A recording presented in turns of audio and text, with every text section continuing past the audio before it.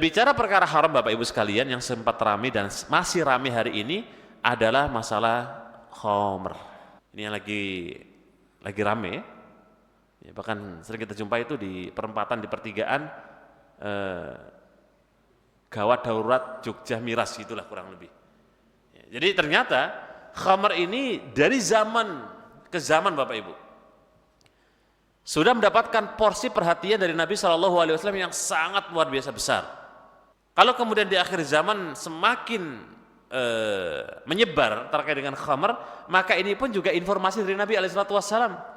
Nabi kita pernah bersabda, la taqumus saa'ah, tidak akan terjadi hari kiamat sampai kemudian umat itu menggampangkan, menghalalkan masalah apa? Khamr. Ya, makanya kalau kita lihat dalam hadis yang Nabi SAW sebutkan, mungkin ini satu-satunya jemaah sekalian di antara hadis yang ada, ya, bahwa khamr itu dilarang oleh syariat. Bahkan orang yang berkecimpung dalam dunia perkhamran itu semua dilaknat oleh Nabi SAW. Ya. Jadi minimal ada 8 atau 10 orang yang terlibat dalam bab masalah khamr, semuanya terlaknat. Ya. Jadi yang sangkut pautnya dengan khamr, orang yang ketika dia kemudian terlibat dalam dunia khamr, maka mereka terlaknat. Yang pertama, orang yang membeli khamr, membeli walaupun gak meneguk. 10 yang terlaknat itu tidak ada orang yang meneguk Bapak Ibu. Ya. Jadi orang yang meneguk itu dalam hadis yang lain. Ya, Nabi katakan dalam sebuah hadis bahwa orang yang meneguk khamr itu dosa besar. Sedangkan orang yang hanya sekedar membeli, yang Nabi katakan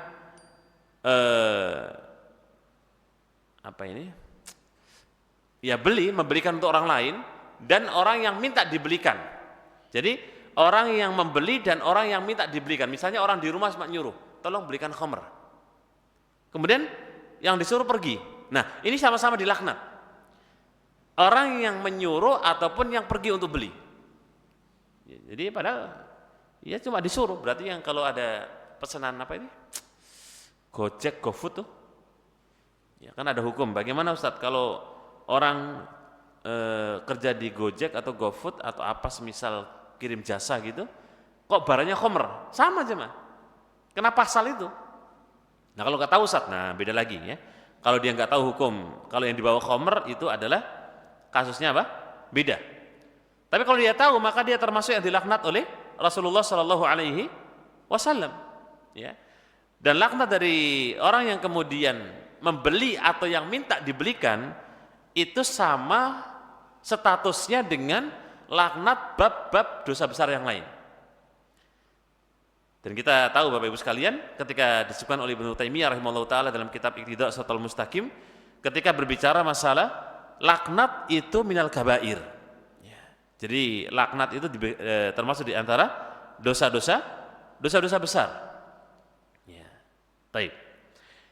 Kemudian yang ketiga yang termasuk 10 rentetan yang dilaknat itu adalah penjual dan termasuk pengantar barang. Ya, misalnya ini dia jual, tolong ini antarkan ke fulan, gitu ya. Jadi yang mengantarkan ketika kemudian dia kerja di tempat khamr itu juga termasuk dilaknat. Penjualnya, walaupun dia nggak menikmati khamr, kemudian ada karyawan yang disuruh untuk mengantar khamr, itu bagian daripada yang dilaknat oleh Rasulullah SAW. Hamilaha wal mahmulata alaiha atau ilaihi. Termasuk orang yang kemudian dilaknat itu adalah orang yang mengantar, ya, dan orang yang meminta untuk diantarkan.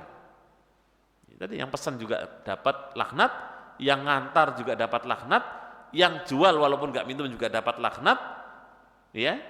Termasuk kemudian yang kelima, syaribaha wasaki yaha, orang yang meneguknya dan juga orang yang menuangkannya. Ini menunjukkan kalau khamr itu semua yang sekitar dunia perkhamran semua dilaknat oleh Nabi SAW. Makanya tahapan larangan khamr itu spesial Bapak Ibu. Di mana spesialnya? Spesialnya adalah sampai tahapan ketiga atau 3 kali larangan baru khamr itu haram. Ya, pertama karena kata para ulama, sahabat Nabi SAW itu dulu mengkonsumsi khamr, jual beli khamr, produksi khamr, kehidupan mereka dengan khamr masa jahiliyah. Sehingga untuk mengharamkan khamr waktu itu butuh apa? Step by step, tahap bertahap. Ketika tahapan ketiga bahwasanya dikatakan ya ayyuhalladzina amanu innamal khamru wal maisiru wal ansabu wal azlam rijsun, artinya haram. Allah panggil hai orang-orang yang beriman di saat imannya mereka sudah bagus.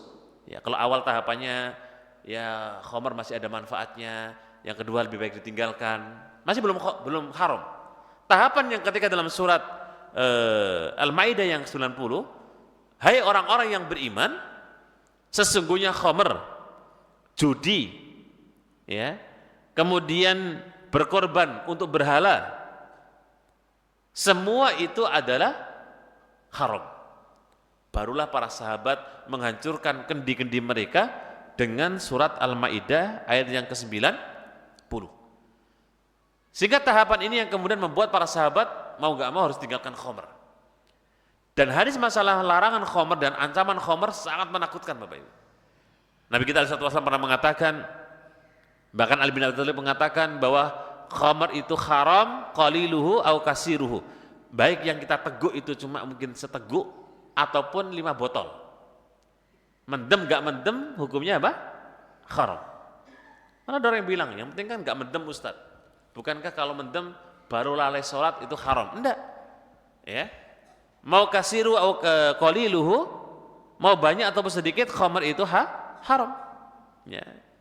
Sehingga kembali ke hadis yang kita baca, penjelasan wa haramtu al-harama.